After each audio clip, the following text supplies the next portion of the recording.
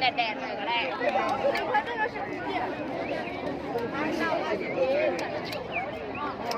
要拍照拍视频吗？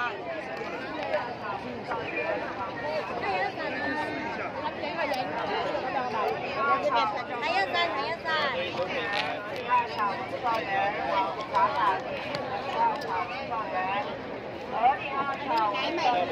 照片也可以拍，视频也可以拍，是清楚吗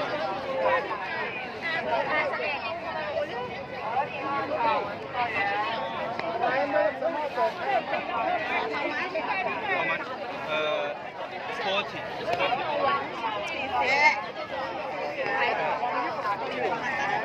ไม่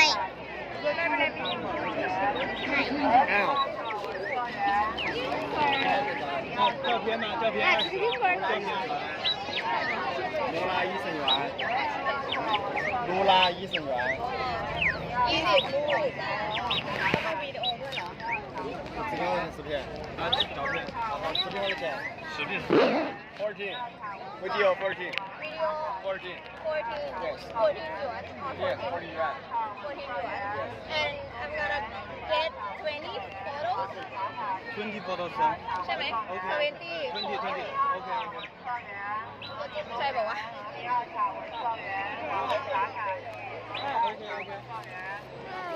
ถ่ายรวม6คนเลยเอาไปเลยแบบพี่ยังไง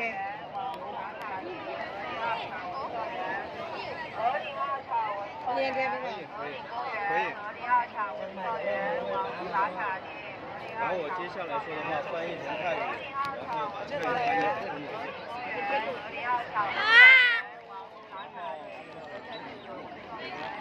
20元一张，每一张包精修，种皮不收费，可以实拍的，也可以拍单人、合影都可以拍。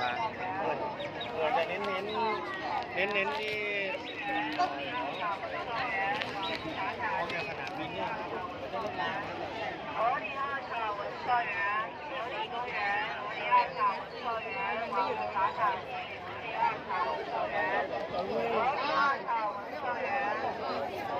小朋友，三这个呗，20元ต่อรูป对，是轻轨的，是40。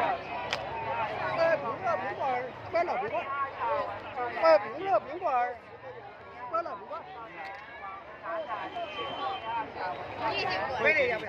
yuan ต่อรูปถ้าลองถ่ายได้ถ้าไม่ชอบก็ไม่ต้องเอาเอากระเป๋า1รูป20 yuan แต่มันแต่งรูปคืออันนี้จะถ่ายให้อ๋อถ่ายคือหลายรูปเก็บตังค์เฉพาะที่เลือกรูปละ20 เขาอาจจะไม่ได้กดต่อไหมรูปละ15ได้ไหม